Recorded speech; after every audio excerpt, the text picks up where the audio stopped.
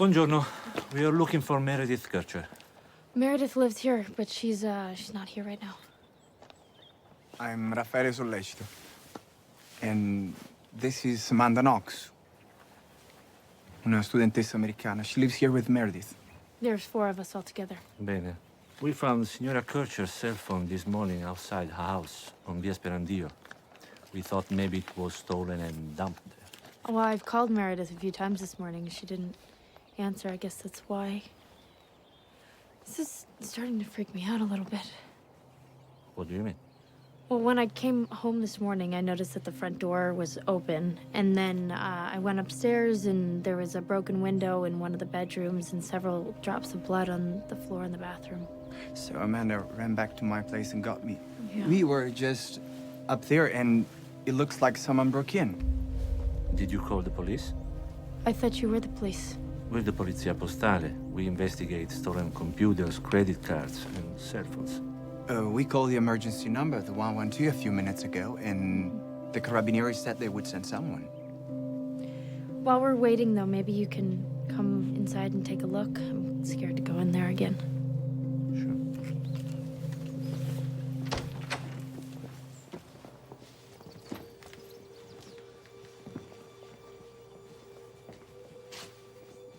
The bathroom is this way.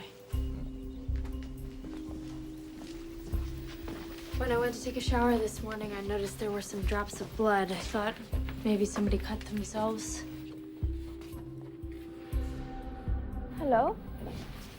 Oh, that's Philomena, my other roommate. What's going on? Someone broke your window. Oh my God.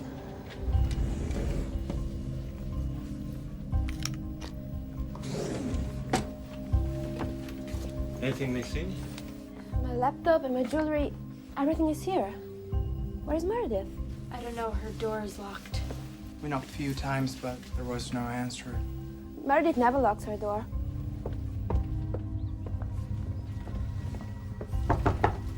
Meredith! Meredith! Apra la porta! I would like to report a break-in. Sì, a Perugia. Apra la porta! Hello? Someone broke into her house. What?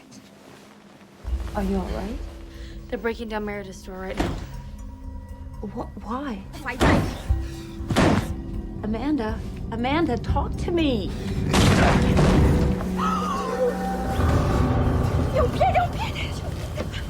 There's a foot. They say something about a foot. I don't understand the rest. A foot? What do you mean a foot? Oh my God, I don't know if it's a foot or it's a whole body. Everybody out! Via! Immediatamente! Via!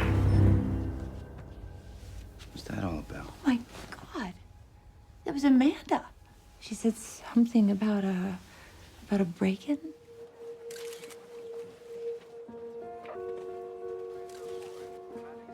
We're here in Perugia, where news is coming in of the murder of a young British student. As you can see behind me, the house is being investigated by the police at the moment, with forensics teams still working. Although the authorities have yet to make a formal statement, we're expecting them to do so shortly. More news as we have it. This is unreal. I can't believe this is actually happening.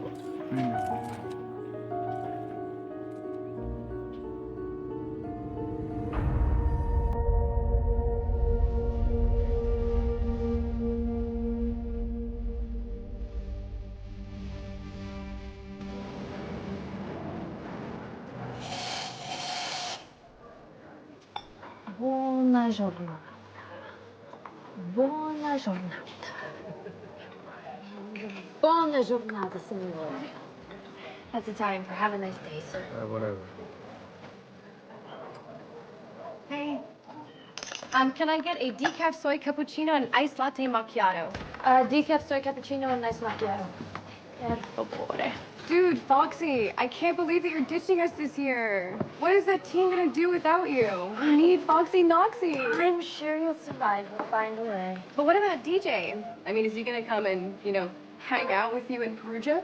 Actually, we're taking a little bit of a break. He's gonna be in China for the year. I'm gonna be in Italy. It just doesn't make much sense to be tied down. I'm gonna be here forever, serving cake. I hate you. You'll love me when I bring you back some Peruvian chocolate. Hey, make it some Italian men and we'll call it a deal. Deal. Italian men coming right up. Oh my God! Oh, I love you. I love you too, sweetheart. Hi, Dad. Hey, how's my world traveling? I'm good. How are you? Already missing you. I love you tons. Tons and tons and tons. Okay, now, how do you feel about leaving Seattle? I love Seattle, and I love the University of Washington. But it would be really awesome to be somewhere totally new and different. Okay, Mom, your turn. Come on, baby. Amanda, we're all so proud of you for all you had to accomplish to make this trip possible. We're gonna miss you. Oh, no. It won't be the same around here without you. It's only 10 months. I'll be back. 10 months is a long time.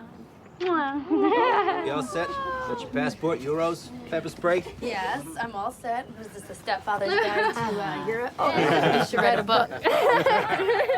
Toast, everybody, toast. Grab a glass. Here we go. Okay. One, honey. Travel safe and come back soon, honey.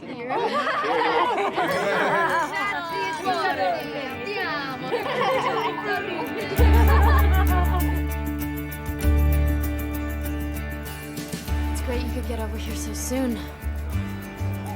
How's your jet lag? Tired? I'll survive. This is the town square. It's like hookup central. And this is Palazzo del Priore. It's got some beautiful 13th century frescoes if you want to check it out. You can drink out in the open here? In Italy, they say everything's illegal and nothing's forbidden. See these guys? They're dealing. Mostly hash and weed. This place is awesome. I want to study here. Oh, we can go to some bars after dinner, but you cannot tell Mom anything. There's a place down here that pulls classified, so maybe I can find an apartment. Wish you luck. Ciao. Slut. Oh, come on. It's Italy, dude. Get with the time. You're cute. Come on. I'll share.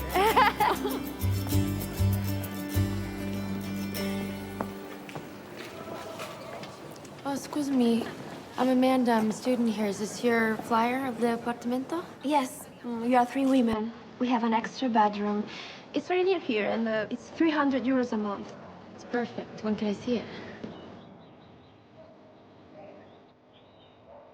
Eccoci qua. So, this is your bedroom. It's small, No, it's nice. It's cute. I like it. and you share the bathroom with a girl named Meredith, an English girl. A British roommate. Very cool. Oh my God, it's perfect. I love it. I love it. Would it be possible for you to give us a 1-month deposit? Yes. No problem. I'll get the list. You can say it now. Good. I hear you're American. Meredith, nice to meet you. Nice to meet you. Ciao. I'm Amanda. Are you studying here? European politics in Italian. Very cool. I just, I'm starting at Università per Stranieri in September. Right down the street, Ace. Ace? No Ace? Brilliant, fantastic. Don't you use that word? Not like that, but it's good. I'll start. I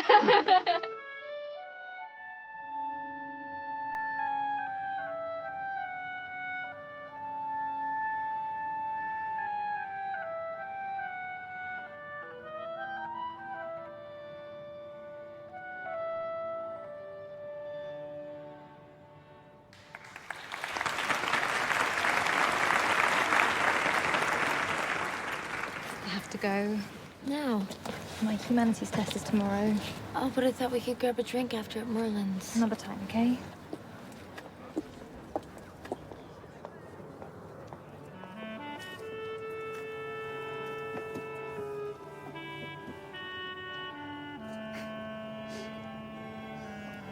Raffaele. Amanda, buonasera. I come from Bari. It's down south. On the coast of the Adriatic, yes, I know. Bravo. You know European geography. Not all Americans are ignorant slugs, come on. I grew up in Seattle. See how you do. Seattle, it's a city. Uh-huh. In Washington State. Okay. And it's home of Microsoft. Most people say home of Grey's Anatomy and birthplace of Kurt Cobain, and you say Microsoft. I'm studying computer engineering. What do you expect? I actually think it's very charming.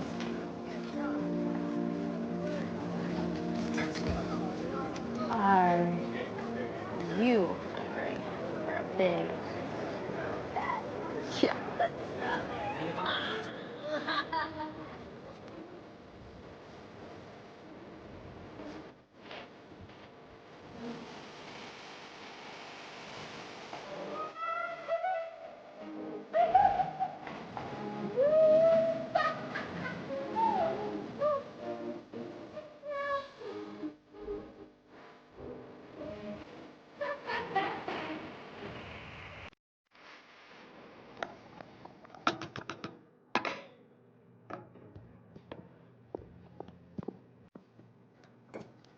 This risotto recipe is from my mother.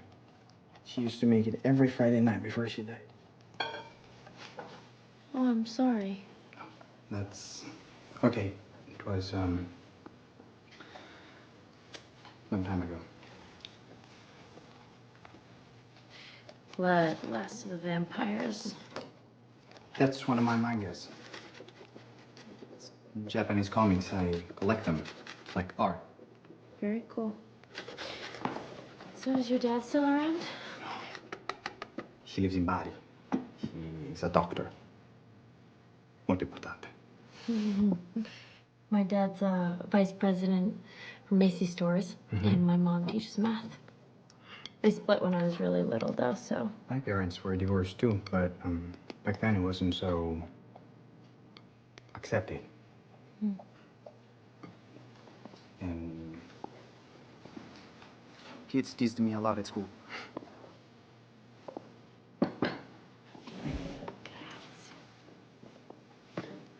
Oh, this looks really good.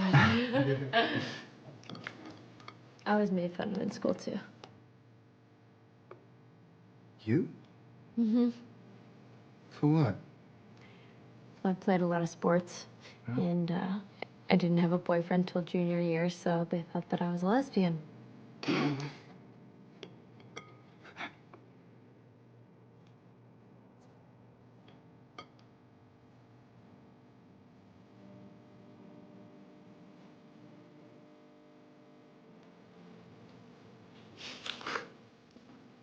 You don't kiss like a lesbian. No? Maybe you should try again.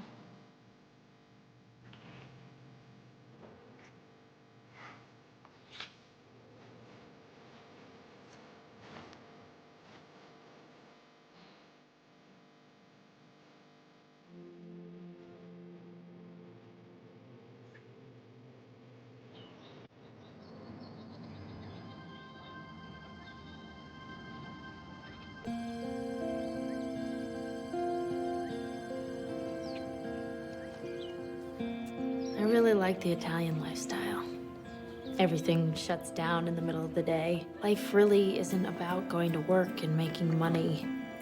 It's about who you are and what you choose to do and who you choose to spend your time with. This is actually one of the happiest times in my life. Oh, è magnifico! You are un spirito libero, Amanda.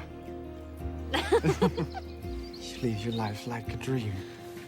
But it is a dream, and I don't ever want to wake up.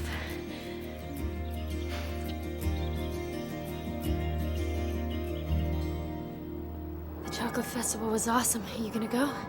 Maybe. Maybe. That you were mad about chocolate. Something I want to talk to you about. Just don't want it turning into a big thing. Okay? I think you could be doing more around the flat, cleaning and things. I do clean. When? Every time I go into the bathroom, your stuff is all over the place. It's a sty. And you leave your dishes piled in the sink. Okay, stop. Sorry.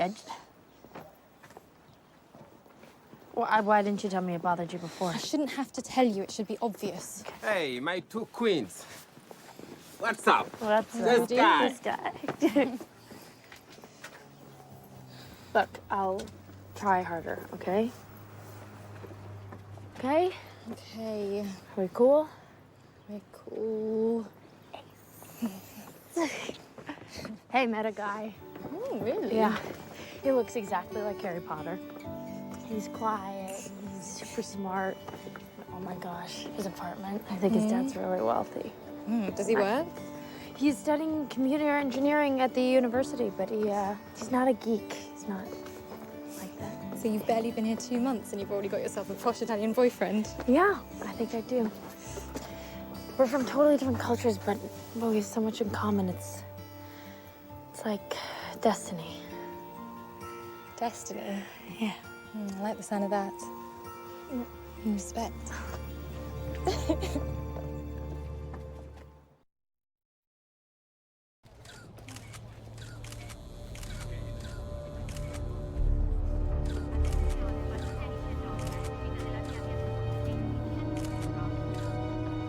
21-year-old British exchange student Meredith Kercher was found brutally stabbed to death in her apartment in Perugia earlier today.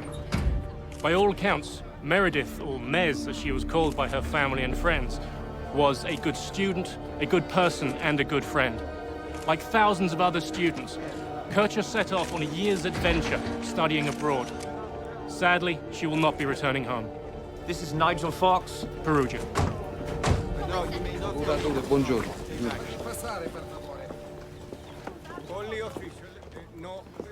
Prosecutor Mignini. What do we have so far? The glass in the back window is broken. It's the bedroom of Filomena Romanelli, the roommate of the victim. That's how they got in? We think the break-in could have been staged. Let's take a look. Prosecutor, this way.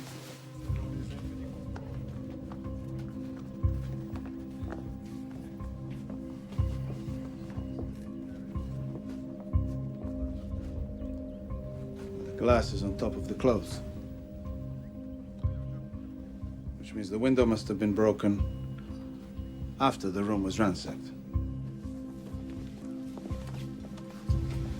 Prosecutor Mignini.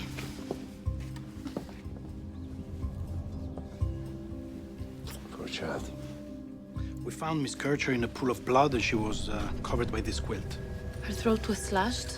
Based on the blood trajectory, she was kneeling in front of the wardrobe when she was stabbed. Whoever did this must have been covered in blood.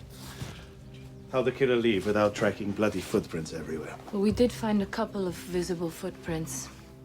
And we also raised 5 or 6 latents with luminol. So someone tried to clean up afterwards. Not the MO of your typical petty thief or rapist. I think we could be looking at something more sinister here. In the meantime, I want to talk to Kercher's roommates and everyone who knew her. There is a place down here that has great scamorza. What's that? It's seasoned and smoked cheese. Sounds good. Let's go. Wait, 1 second. Sorry. Hold on. Hi, Mom. Where are you? I'm on a walk with Raffaele. I think you should come home. Mom, I've got to finish school. Well, listen, sweetie, I know how important your studies are to you and the year abroad, but we'll deal with all that later. I just think it's right to come home. You've been through enough. Mom, I'm fine. Really, seriously, I'm okay. You don't sound okay. I'm staying with Raffaele and I can buy new clothes. It's really not a big deal. Damn it, Amanda. I want you to come home now. Mom, it's not gonna happen, okay? I'm a big girl. I get to make these decisions now. Hold on. Mom, I have to go down to the precinct, all right? We'll talk about this later. I love you. Bye.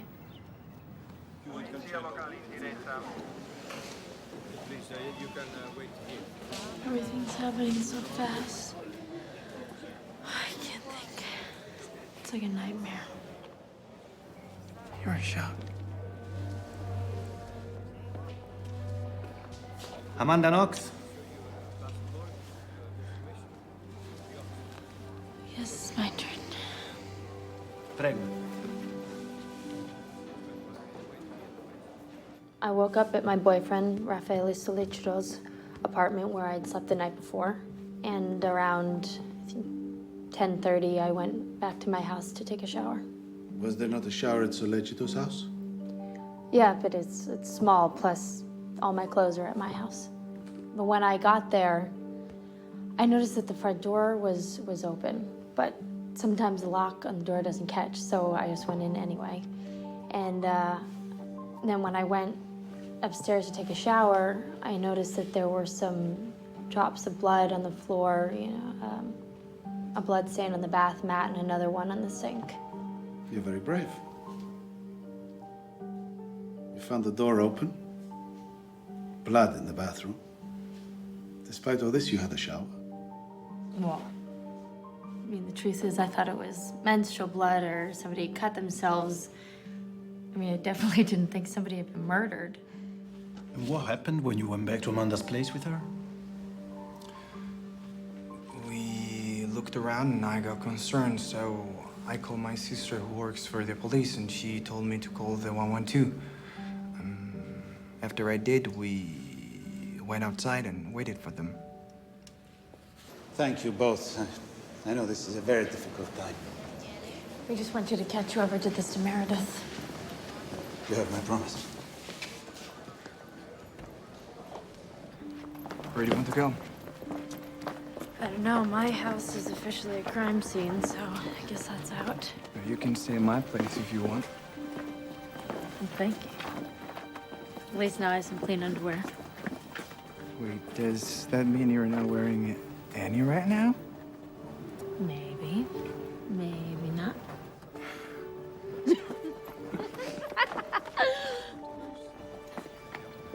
What's going on? It's a memorial to Meredith. She looks happy.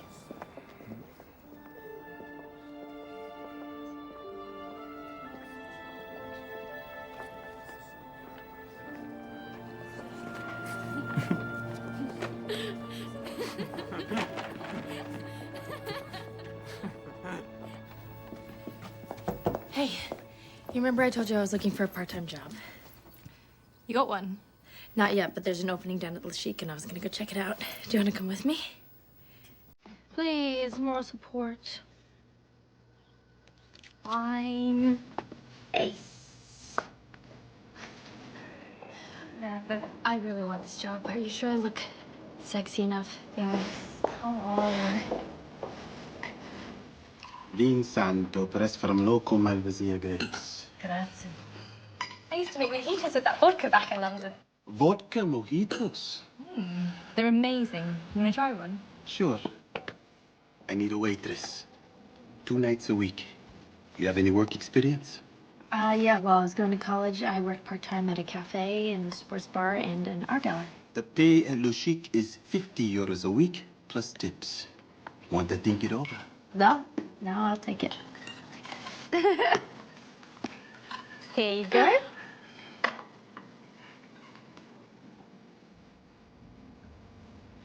It's fantastic. Wow. I don't even miss the rum. Maybe you could come in once a week and bartend. We could do Meredith's mojito night.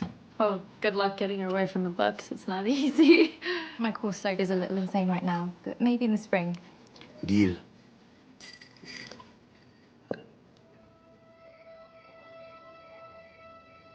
What are you thinking? Thinking that I hope this is all over soon. And this time last year, all I worried about was midterms and pulling a good shift at my job. Now my roommate's dead, and I'm in the middle of a murder investigation. Life's just so random, you know?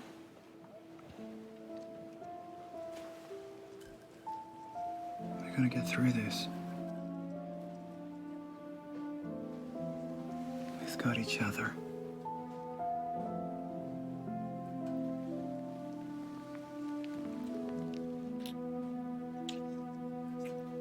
I found over 40 bruises and cuts on Kercher's body, in addition to multiple stab wounds.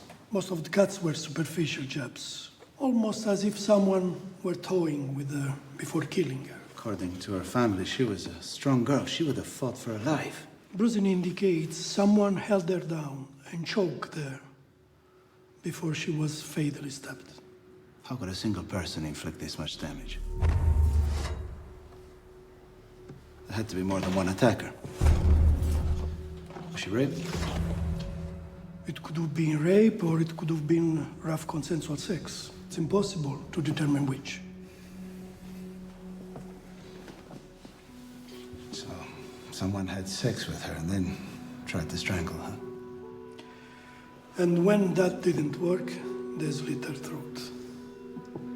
Fatal wound, severed her thyroid artery. You have time of death? Between 9:30 and 11:30 p.m. But there is something else.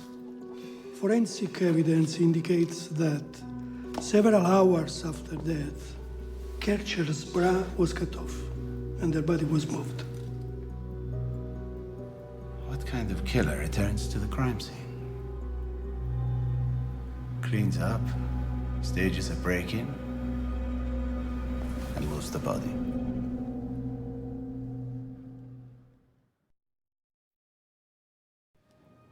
We're trying to establish a timeline of Meredith's last 24 hours. Do you remember the last time you saw her? Yeah. Yeah, the day that she died. It was around noon. I was sitting in the living room playing guitar.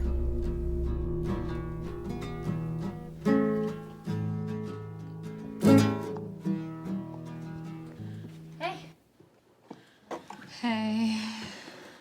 Oh, I'm completely exhausted. Didn't get until 5:30 this morning. You got a little something in your face. Fake blood. I was a vampire for Halloween. And she left about a half an hour later, yelled goodbye on her way out, and that's the last time I saw her. And what did you and Raffaele do? We went into my bedroom and,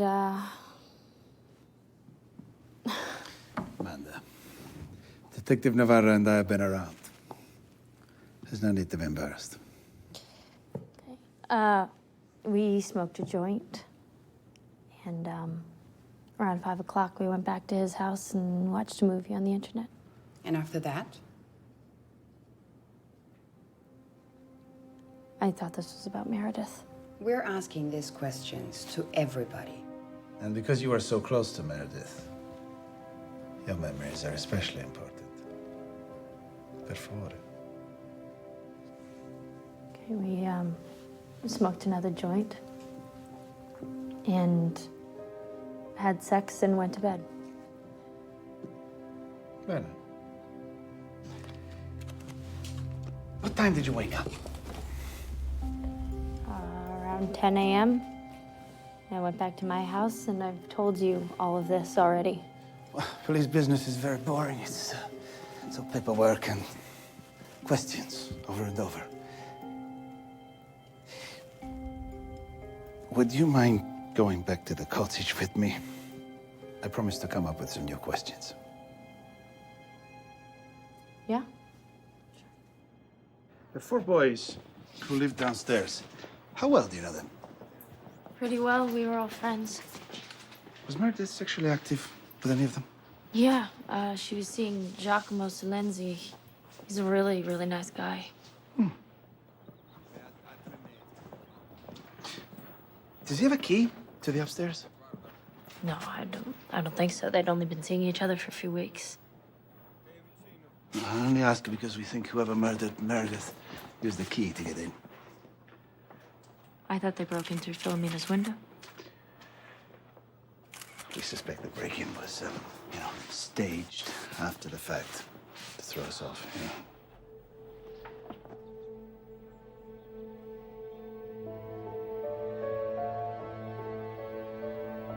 Come on. I need your help. Do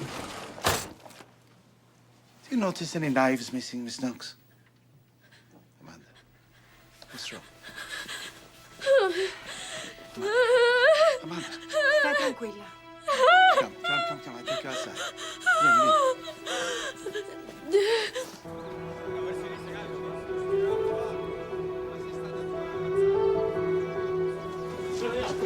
Amanda, put your hood over your head. Why?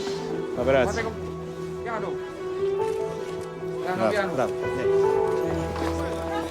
Prosecutor, is it true that Meredith was raped? It was raped! Permesso. Any new developments come to light? Any new developments can share? Yes, we do. We're working on them now. Excuse me, that's it. Thank you so much. Thank you so much. Thank you. Thank you. Permesso. Comments, please.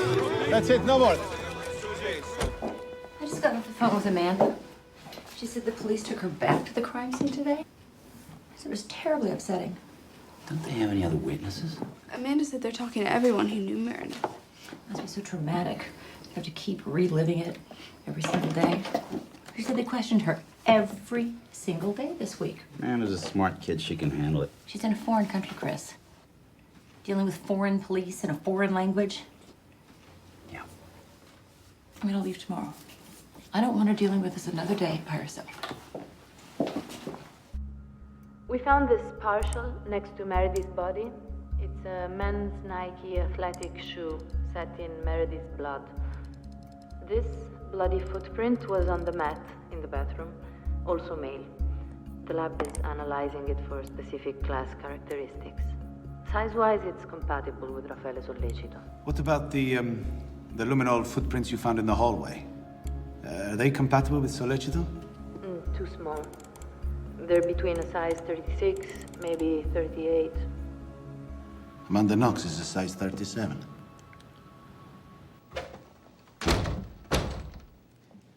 Was there anything unusual about Amanda's behavior after Meredith's body was found? When we were in the squad room, waiting to be questioned, Amanda was acting very strange. Everybody noticed it. Strange in what way? Meredith's English friends and I were a complete mess. We were all crying and hugging each other. Amanda and Raffaele were fooling around, acting like nothing had happened. They were completely detached. Did Amanda say anything at all about the crime?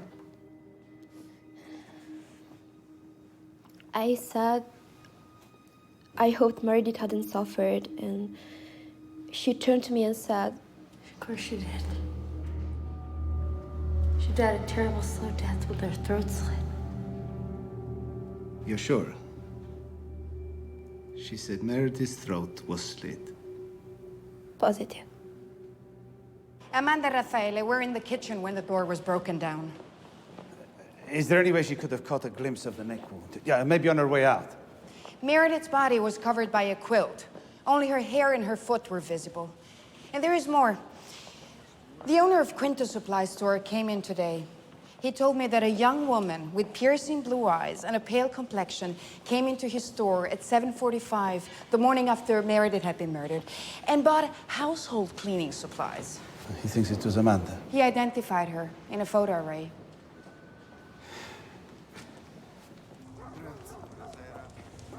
How about going down to Bari this weekend? You could meet my father. Wow, you move fast. Yeah, well, it would be a relief to get away from all this police questioning. Well, you have nothing to hide, right? I think my father would like you. Has he liked your other girlfriends? You are my first real girlfriend, Amanda. No, I'm not. Stop it. I'm serious. It's true.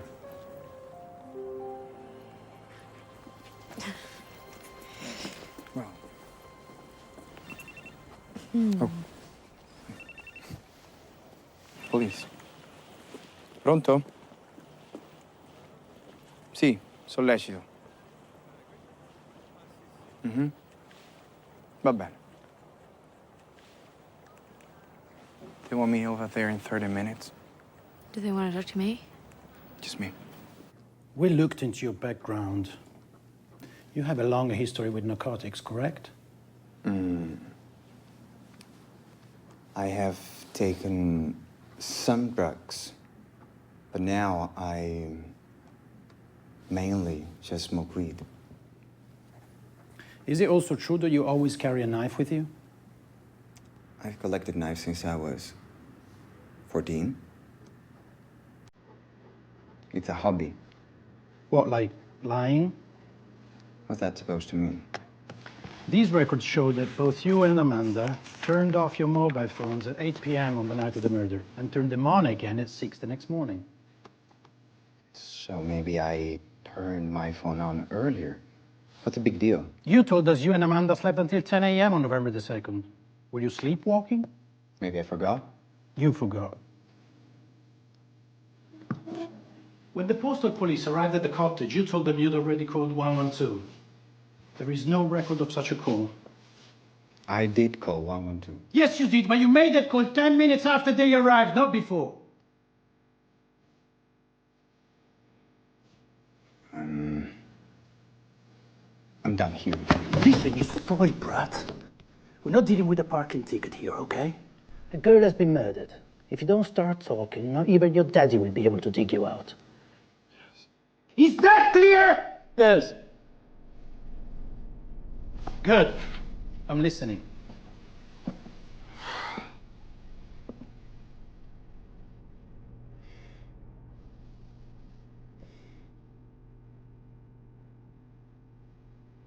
I told you a lot of rubbish in my earlier statements. Mm-hmm. Amanda convinced me of her version, and I just wanted to protect her.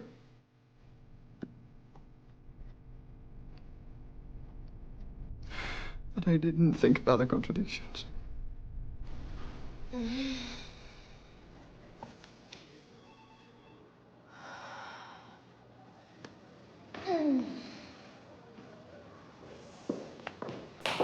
Amanda, per favore. This is not the time or place for gymnastics. Sorry, I was just trying to relieve some stress. Just sit down, please. Did you stay with Amanda all night, Raffaele? That's what we really want to know. We were at my apartment early in the evening, but around 9 o'clock she went out. She was meeting up with some friends in this bar, Le Chic. And I stayed home. What time did she come back?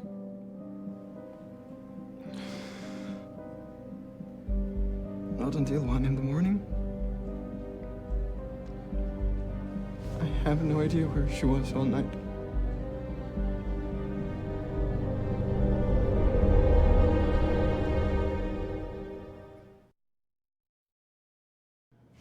We have a translator available to you, should any of our questions be unclear. Where's Raffaele? We are interested in a text you got from Patrick Lumumba, your boss at Le Chic, on the night of the murder. Yeah, he told me that I didn't have to come into work. Wait, how do you know about my text messages? Can you read your response to him? Yeah. My Italian's not perfect, but it says, ci vediamo più tardi. In Italian, that phrase suggests a fixed appointment. In English, I think it just means see you around. Were you arranging to meet him that night? No, not at all. It's almost 1 o'clock in the morning. Can I go?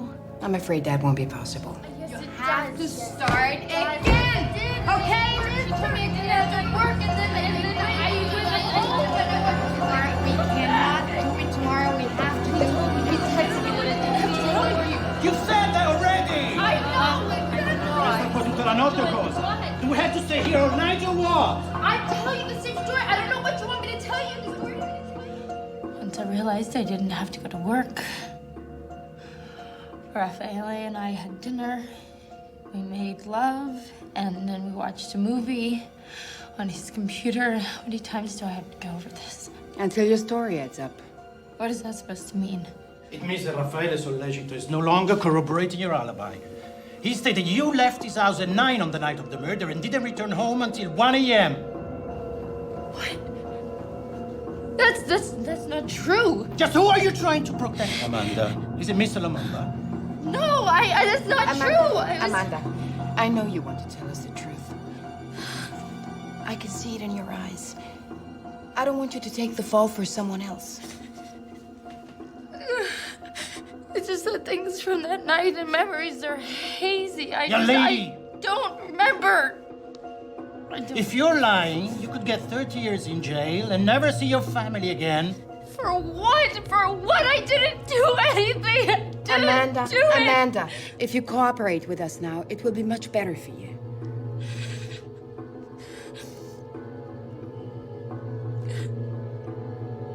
I'm scared. It's okay. It's okay. The truth will come out, you know? One way or another.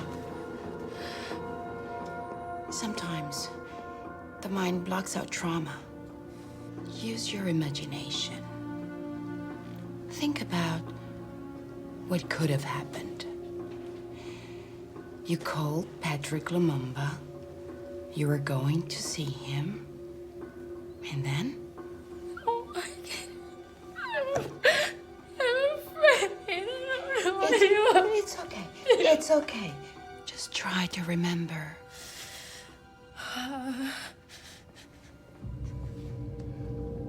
I did meet up with Patrick that night. Around 9 p.m., we went back to my house. And Patrick and Meredith went in Meredith's room while I stayed in the kitchen. I can't remember how long they were in there, just... At one point, I heard Meredith screaming. I was so scared.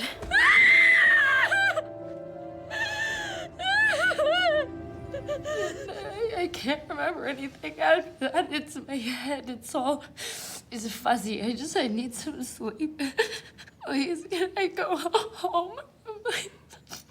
Amanda, I'm glad you remembered. But the law now requires me to do two things. You've become a suspect as an accomplice to murder, and you'll have to tell the prosecutor what you just told me. No. Are you ready to do that?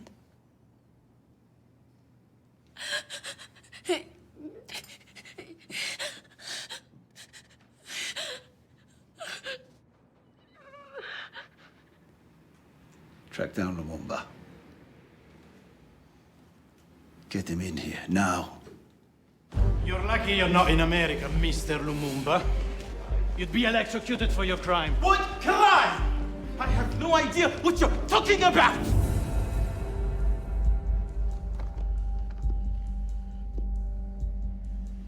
You think I killed Meredith? We have a written statement from Amanda Knox. In it, she accuses you of raping and murdering Meredith Kercher. She's lying! I have 7 sisters, man! There's no way I could hurt a woman! 7 sisters?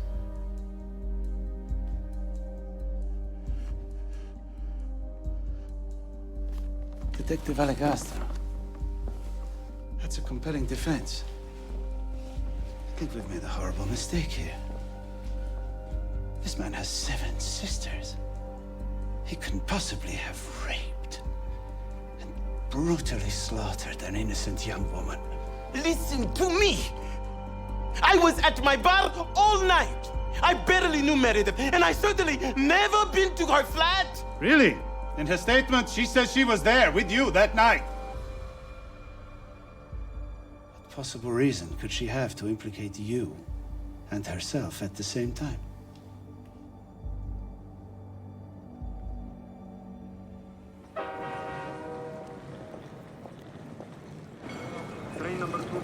Do you speak English? English? Thank you. Sorry. Just a minute. Hi. Chris, I'm finally here. Police just arrested Amanda for Meredith's murder. What? Look, it's gonna be okay, honey. Just go to the mayor's office, okay? How can they possibly arrest her? I know you want answers, but right now we have none. Well, my ex-husband, who's Amanda's father, is going to be here on Friday, and he is contacting the American embassy. The mayor has spoken to a criminal attorney, Lorenzo Giordano. He's very good, very experienced, and he knows everyone. Well, there's a possibility that she won't even need a lawyer, right? I mean, once this whole thing is straightened out, right? I mean, Amanda is, she's only 20 years old. She's an honor student. She's kind, and she's gentle. And there is no way she could be involved in something like this. It's a horrible mistake.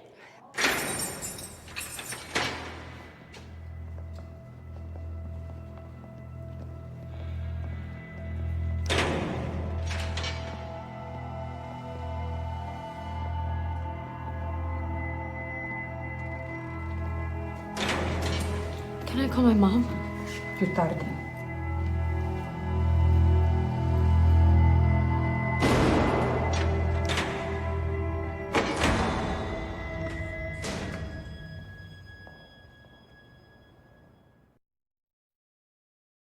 Amanda Road on our MySpace page.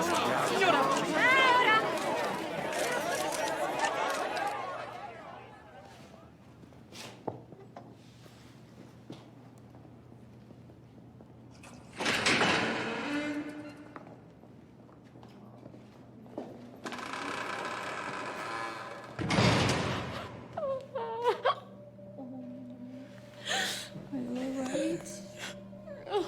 Prego.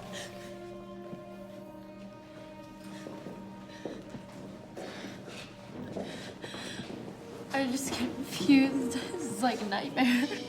What happened? I don't know. All I know is that Meredith was my friend and I didn't kill her. Amanda, we know that. But why did they arrest you? Because Raffaele lied. He said that I wasn't with him the night of the murder, and I don't know why. He's always been so nice to me. Maybe he wanted to disassociate himself from me. He was scared. I don't know. Honey, slow down. What happened with the police? They interrogated me for 13 hours. They threatened me. They called me a liar. They hit me. They hit you? Yes, they smacked me on the back of the head. And I was so scared, I finally told them that maybe I was at the house with Patrick the night that Meredith was killed, but it was more like a vision. It wasn't reality. I just wanted them to stop questioning me. Look, we're meeting with an attorney. He'll get to the bottom of this. Prego. Don't go. Please, please. I don't want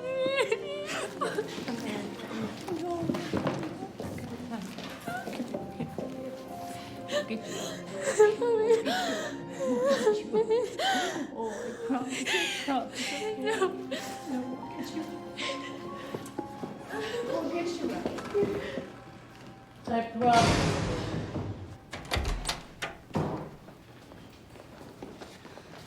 Vediamo.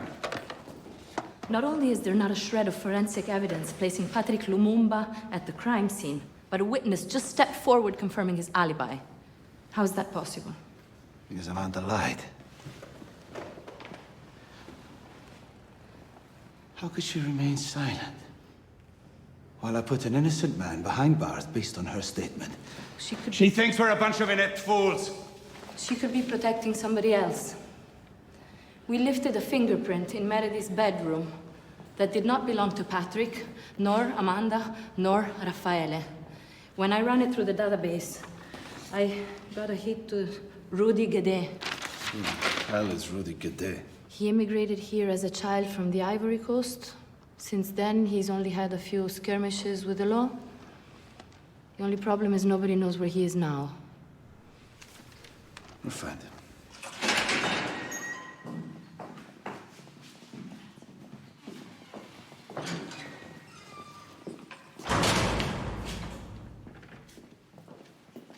Buongiorno, dottore. They said that you wanted to see me. Is everything okay? The results of your blood tests. Sit down.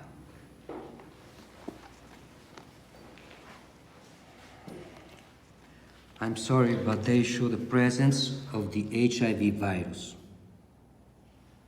AIDS? You can't be serious. Being HIV positive doesn't necessarily mean you have AIDS.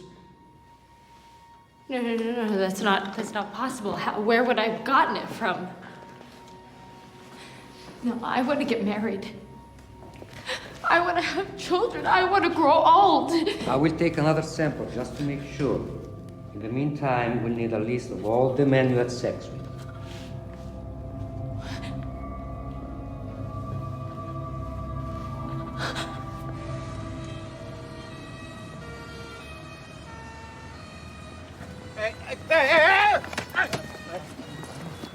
Ieri l'arresto di Rudy Ervanguede, la scarcerazione di Patrick Lumumba. Oggi è stata fissata per il 30 novembre prossimo l'udienza del Tribunale dei Riesami di Perugia per esaminare i ricorsi presentati da Amanda Knox, Raffaele Sollecito e lo stesso Patrick, contro il provvedimento con il quale è stato convalidato il fermo nei loro confronti per l'omicidio di Meredith Kercher. I tre sono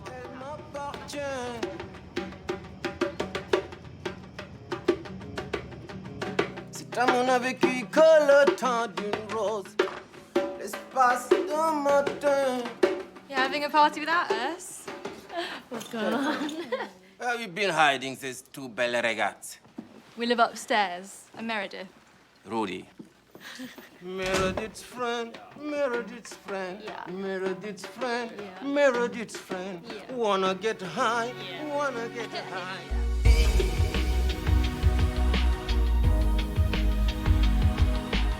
Hey, ne bouge pas, ne bouge pas, ne bouge pas.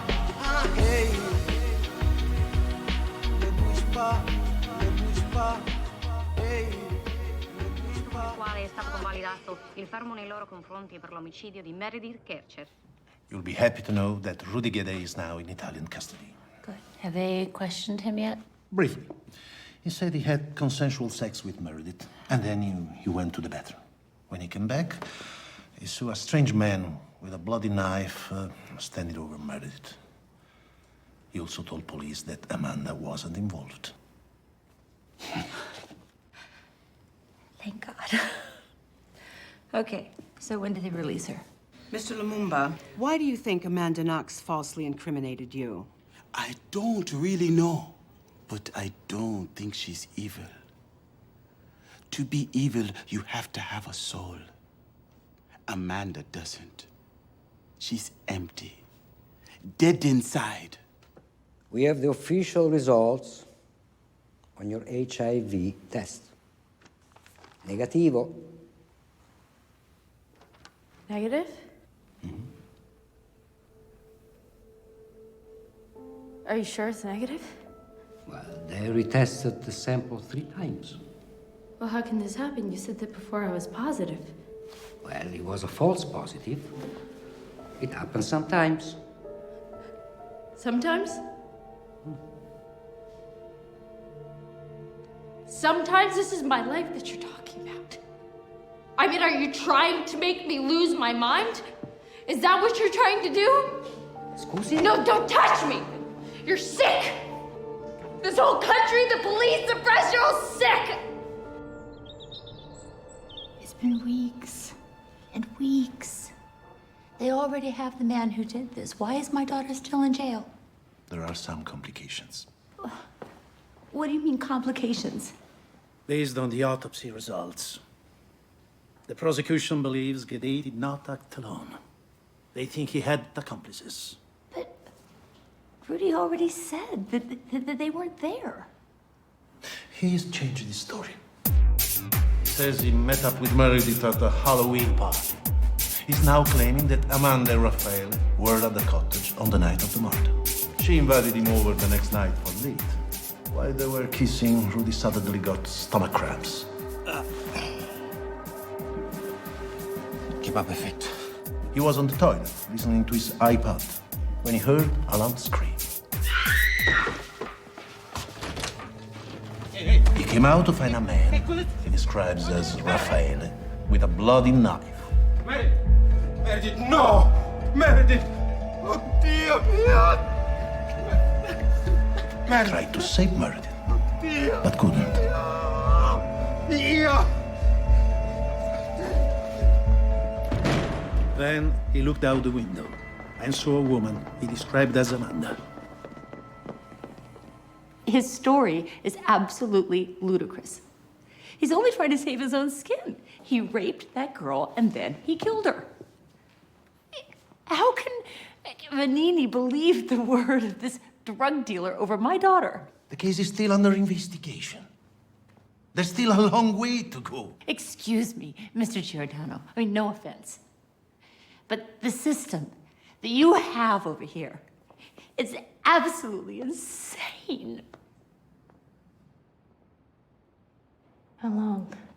Well, apparently, the judges, more than a dozen judges, have to review the evidence before they decide if the prosecution even has a case.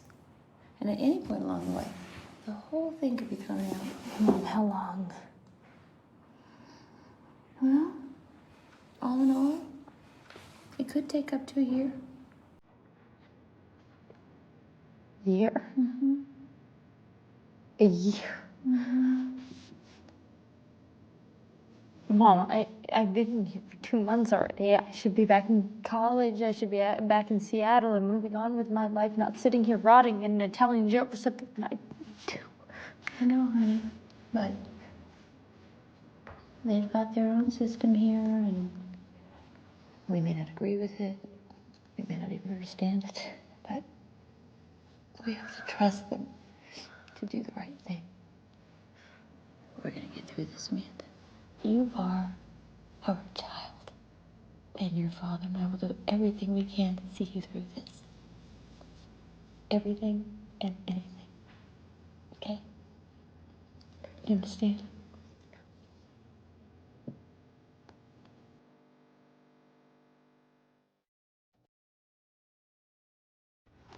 We found Rudy Gadet's DNA all over the victim's bedroom. It was also on her bra, her handbag, her shirt, and inside her body. We identified Amanda's DNA mixed with Meredith's blood in 5 locations in the flat. This blood smear on the bathroom faucet contained Meredith's blood mixed with Amanda's blood. This is the knife we confiscated from Raffaele's kitchen drawer, and we identified Amanda's DNA on the handle and Meredith's DNA on the tip of the blade. So Amanda put the knife to Meredith's throat, keeping her under control. Raffaele held her down while Rudy raped her. Meredith fought back. Amanda plunged the knife into her neck, killing her. This is a plausible theory. The only problem is that the levels of Meredith's DNA in the knife were extremely low. How low? Less than 5 cells. You might not have what the Americans call a smoking gun, but if you add all the evidence together, I think you have everything you need to convict them all.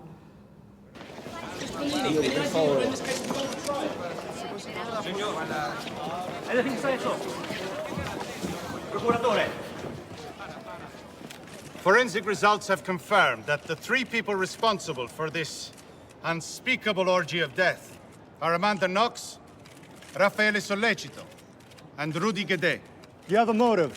The victim was sexually assaulted, which leads us to believe that it started as some sort of sex game. How could this young girl commit such a violent crime? Well, under the angel face exists a very disturbed girl. Amanda lies without conscience. She does cartwheels and buys lingerie while her roommate lies dead in the morgue.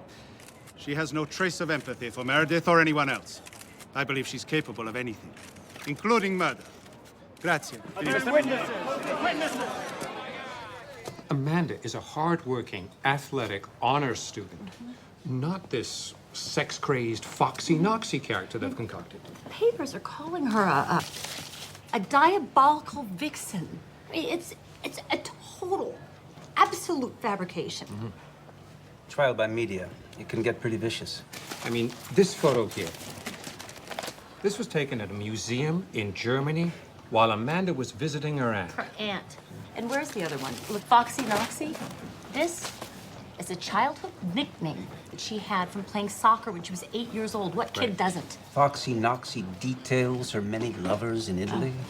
The prison doctor told Amanda she had AIDS. He asked her to make a list of her sexual partners, and when she complied... Let me guess.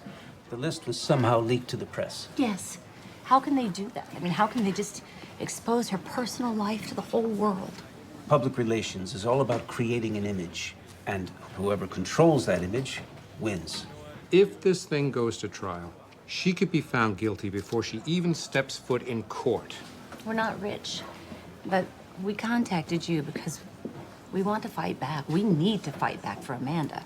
A lot of our work will be done through the American media. We need to get this story on the talk show circuit, into mainstream magazines, newspaper interviews. Okay, well, I guess we'll do whatever you need us to, right? There's something else that might help.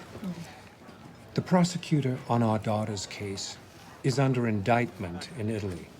We'll certainly look into that.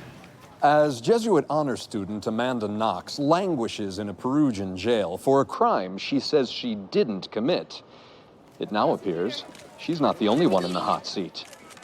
In a twist that most Americans would find unbelievable, we've discovered the chief prosecutor, Giuliano Mignini, is himself under indictment for intimidation and illegal wiretapping in a decades-old serial murder case. Il procuratore Giuliano Mignini è stato attaccato dai media americani per le intercettazioni.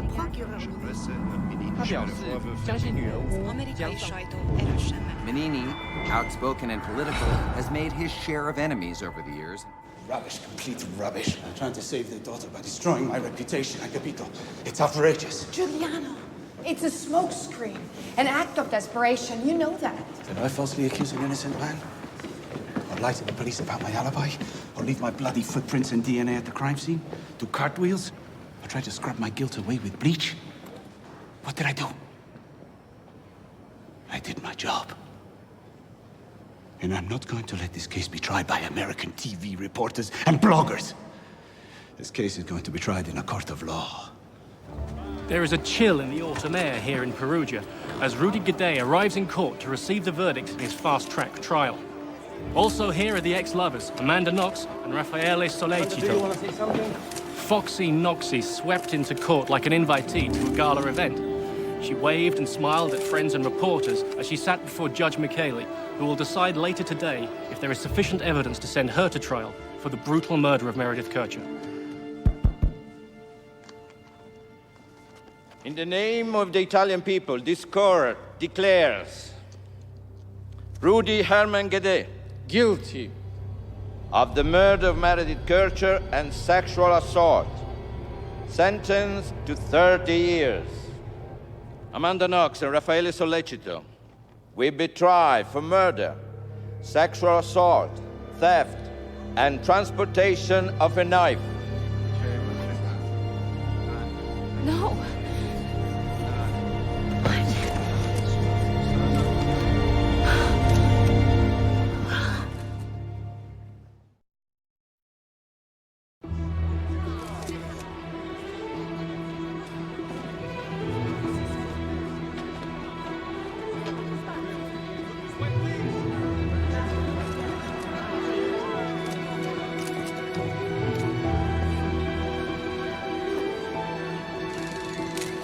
This case is like a puzzle. While individual pieces can be picked apart, put together, there is a compelling picture of guilt. On the one hand, we have the victim, Meredith Kercher, a studious young woman who was soon to return to London for her mother's birthday. On the other, we have Amanda Knox, a narcissistic, aggressive, and manipulative young woman who harbored a hatred for Meredith. Now, in her desire to retaliate, Amanda enlisted the services of two young men who were vying to impress her. Raffaele Sollecito, her smitten, weak-willed lover, and drifter Rudy Gade. Now, each of these three individuals may have been harmless on their own, but like certain chemicals, when mixed together, they produced a cataclysmic reaction of blood and horror.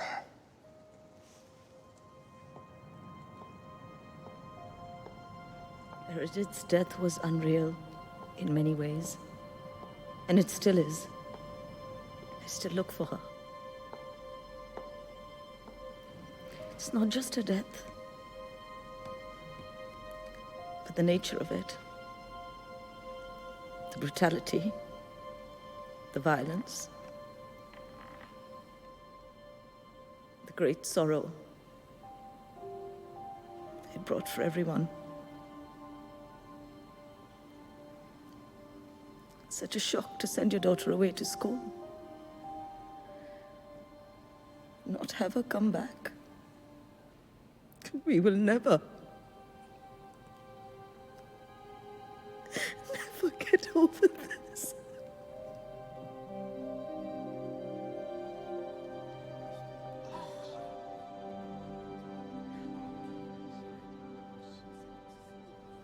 How would you describe the relationship between Meredith and Amanda? At first they got on very well, in part because they both spoke English, I think. But then things began to take a different course. By the end of October there was tension. Tension over what? Meredith complained that Amanda brought strange men back to the house. She didn't feel her did her share of cleaning. And she was also upset that Amanda left condoms and a vibrator in a transparent bag in the bathroom they shared.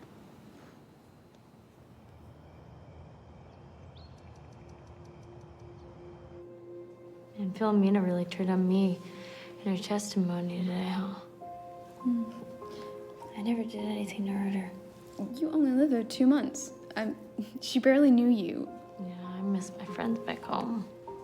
What about Raffaele? The thing with Raffaele could have been something special, but we just never got the chance. But we're still friends. I mean, he's gonna come visit us in Seattle when we get out.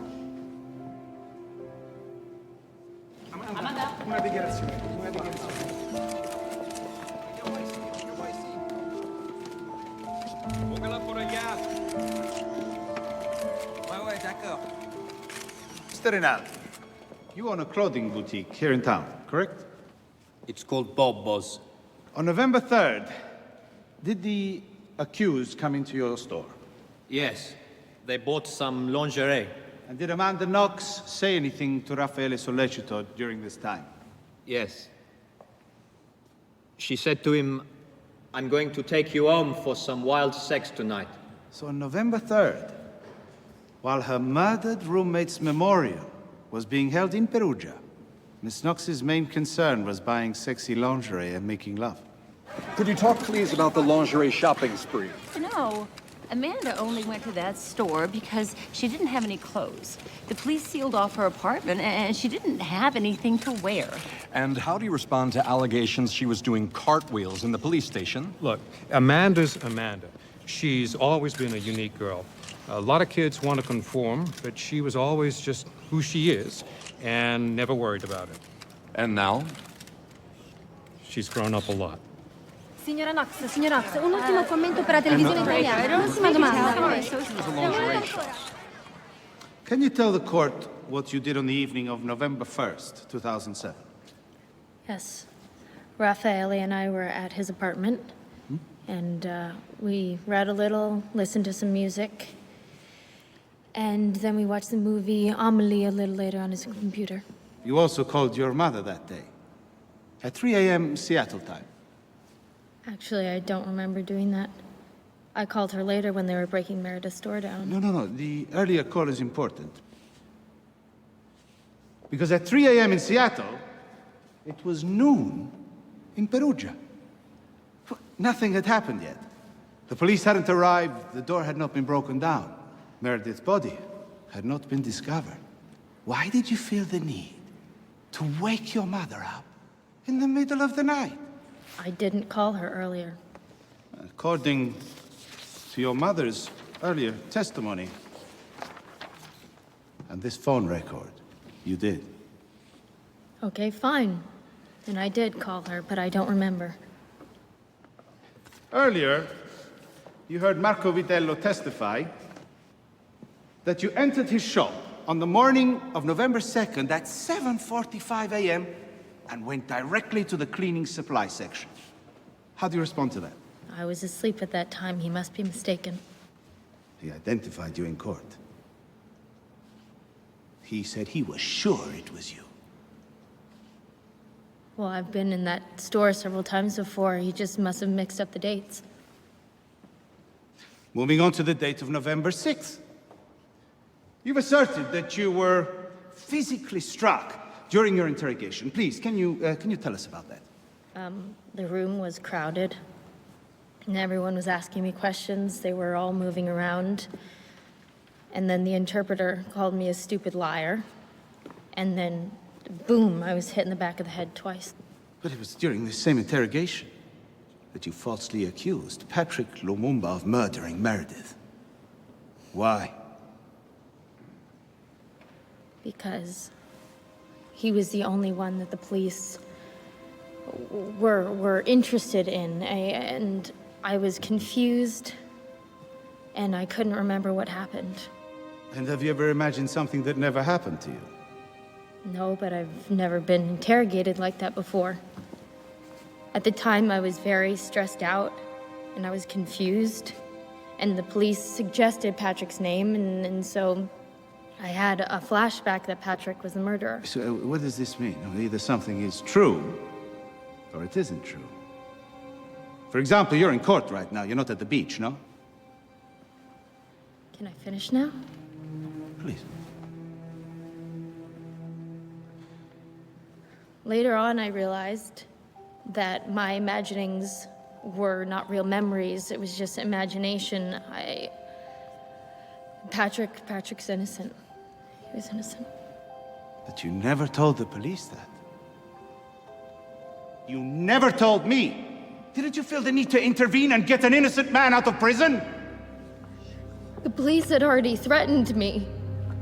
They called me a liar. I didn't trust them anymore. Perhaps you had other reasons to keep Lumumba on the hook. Objection!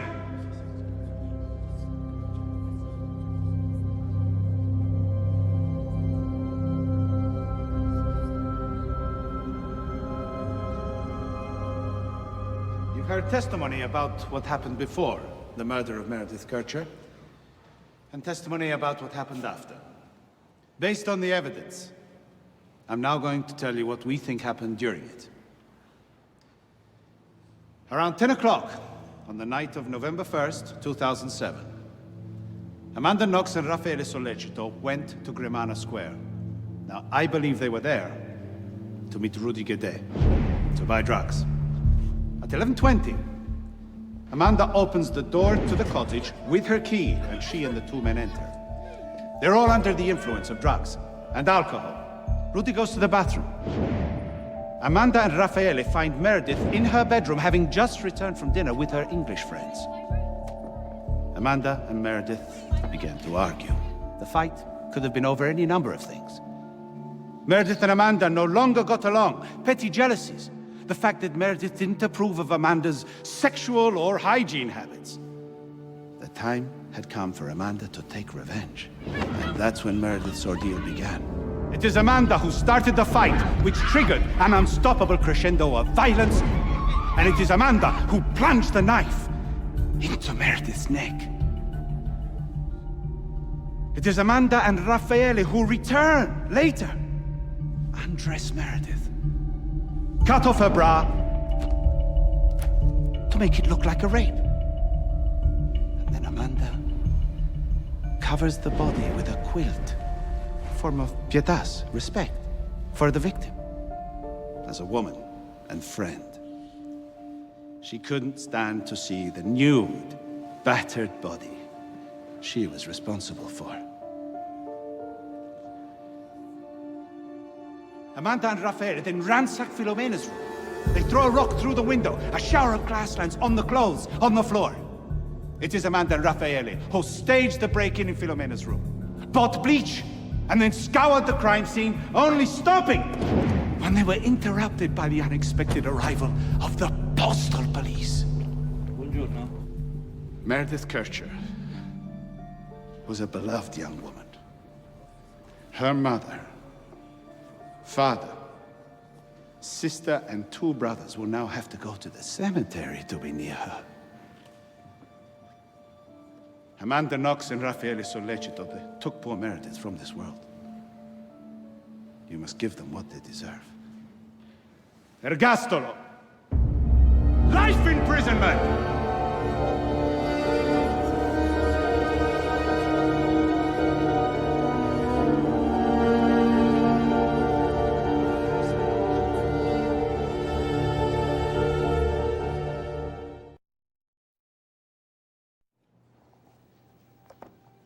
The Herman Hesse books are in German. Mom thought it might be interesting to read them in the original. It's really hard hearing people say those terrible things in court. I mean, I told the truth. I didn't do anything. I didn't kill Meredith. The prosecution was just trying to prove its case.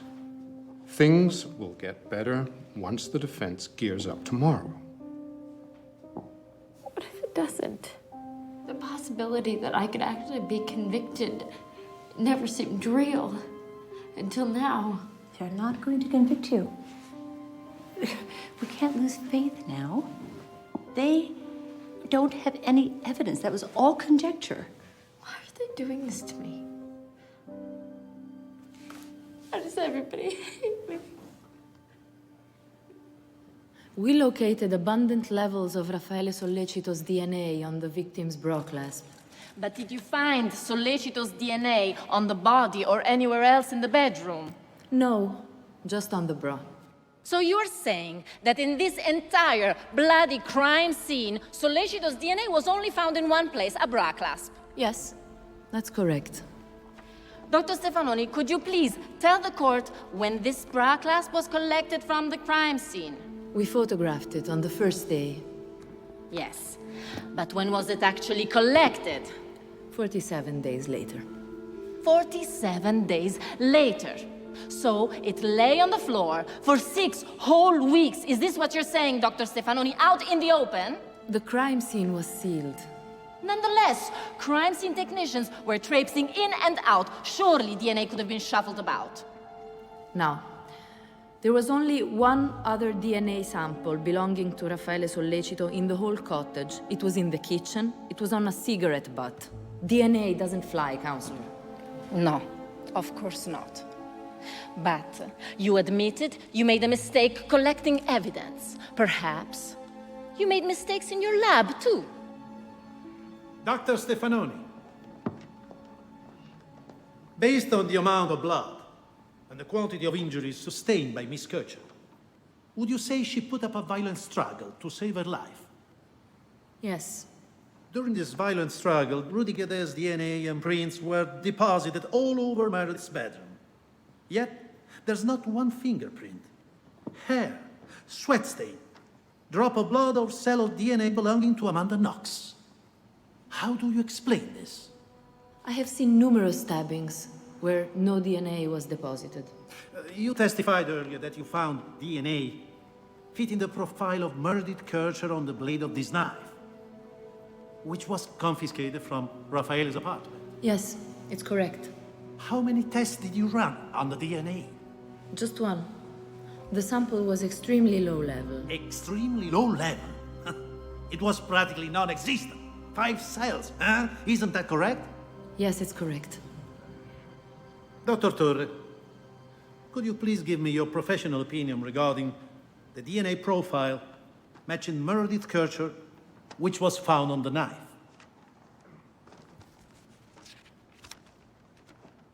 The low strand of DNA signal tells me that we are talking about 4 or 5 cells in all. A good DNA sample has twice as many. And what conclusions can you draw from that, if any? The fact that the sample is so small could indicate that it didn't come from the victim herself, but from contamination in the laboratory. After having reviewed the evidence, what is your theory of the crime? Based on DNA and fingerprints collected at the scene, I believe Rudy Guede was the sole perpetrator of this crime. Evidence suggests he overpowered Miss Kercher, forced her to her knees, stood in front of her like this, and then he stabbed her in the neck. They say that I'm calm. I'm not calm. I'm scared of losing myself. I'm scared of being branded something that I'm not. I'm scared of having the mask of an assassin forced onto me. After years of prison, I confess I feel sad. And I feel frustrated. In front of you, I feel vulnerable. But I'm sure of what I know. And Meredith was my friend. And I would have never hurt her. My conscience is clean. I'd like to thank the prosecution because they're doing their job. And even though they don't understand, they're trying to bring justice to a person who was taken from this world.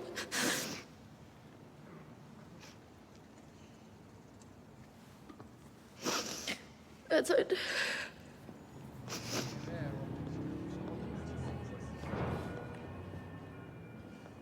You did a great job today on the stand.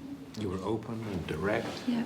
It looked like the jury really, really connected with you. Yeah, I mean, it looked like they believed you. Yeah. Yeah, Borsalone. You have to trust, okay, that the jury is going to see right through the prosecution's lies. And if they don't get it right the first time, we'll win on appeal. I bought you a plane ticket.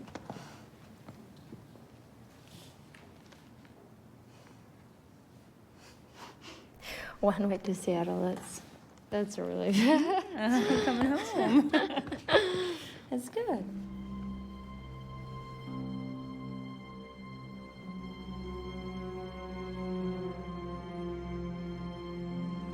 Condanno Amanda Marie Knox, guilty of the murder of her roommate Meredith Kercher, staging a crime scene and falsely accusing Patrick Lumumba, 26 years.